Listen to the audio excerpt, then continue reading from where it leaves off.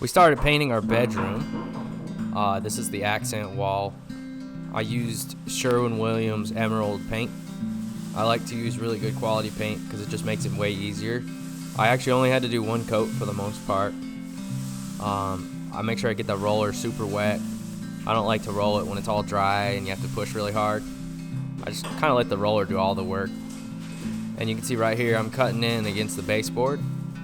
And I like to just get the baseboard all painted up, even with the wall paint, and then come back and then cut in the baseboard with the white paint. I take the light plates off and then paint right up to them with the roller. So I do almost all the paint work with the roller. Then I like to cut in without tape, especially when I'm doing a corner.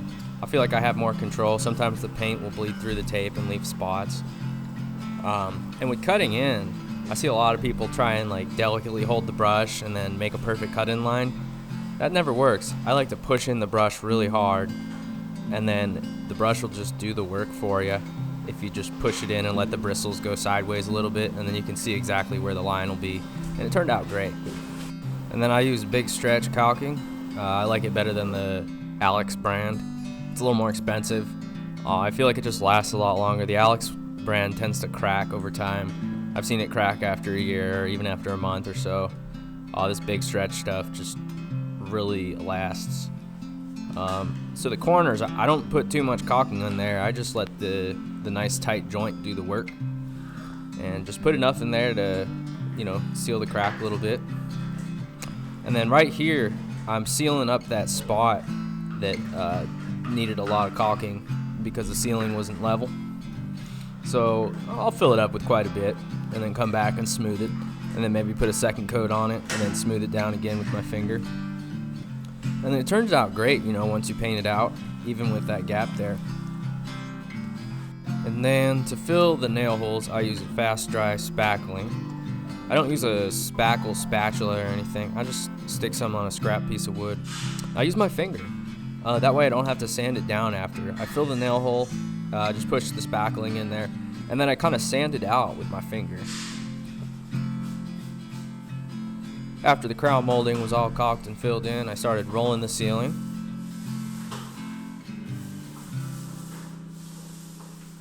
Nothing special, just using plenty of paint. Most of this I was able to get with one thick coat. And then I cut in the ceiling to the crown molding the similar way that I cut in the wall to the baseboard, just getting some of the paint right on the crown, and then I'll go in and touch up the crown afterwards. And then I caulk the quarter round to the baseboard. I like to use a really thin line. I don't like to fill the caulking a lot where I don't have to. That way you don't see a snow plow or anything like that. It just looks seamless. There's hardly any caulking there actually. And then I like to tape up really, really well. Taping is like one of the things that gives you the most detail in your paint work. If you do a really good job taping, the paint will shine. And right here I'm taping the corners. So I actually do an arrow pointing towards the corner on one direction, and then I'll come back with the other direction and point the arrow, rip the tape down like an arrow, and point it the other direction, so that way I get the corner in full. And I make sure to push the edges of the tape down really good. That way there's no chance that paint's gonna get under them or anything. This frog tape works really well in keeping the paint out. So I tape up against the wall and I tape up against the floor. That way I can paint the baseboard really quick without having to cut in a line. For the trim paint, I like to use Benjamin Moore Regal Select in a pearl finish. I feel like it's not too glossy and not too flat. I've tried their Benjamin Moore Advanced trim paint, and I didn't really like it. It's an oil-based paint, and it kind of sticks a little bit. Even though this is a wall paint, it's latex, I feel like if you put on a thin enough coat, yeah, you'll still see the brush strokes when you use a brush, but I feel like it looks really good. And it has that perfect balance between flowability, ease of use, and then a good final product. I was able to paint these baseboards in 2 coats. The first coat I put on a little thick, but I make sure to smooth out all the brush strokes. And then after letting that dry, the second coat was just one direction. I didn't go back and forth with the paintbrush. And I really like the way brushed trim looks. surface. A lot of people like to spray it to give it that ultra flat modern look, but I think this makes it look more old-fashioned and gives it density. After everything was painted, we were ready for the final reveal. Ooh. Take it up. Take it up. Ooh, there's a spot. I'll wipe that off. Overall, it's pretty good. Oh, this ain't bad at all.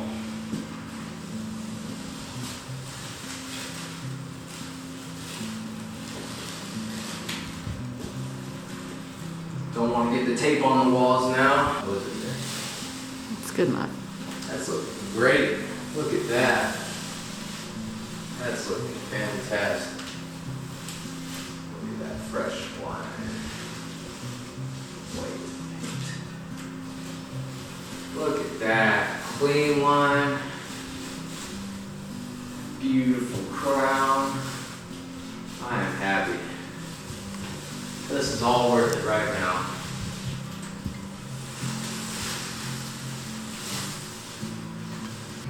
We are super happy about how it turned out.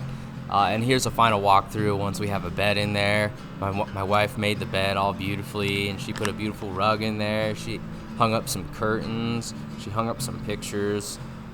She put a new vent cover on the heat vent there. And it's just a nice, cozy space for our guests to stay now. So if y'all like this bedroom remodel, please feel free to give us a like and check out some of our other videos. For our next series, we're going to be remodeling our bathroom, so stay tuned to check it out.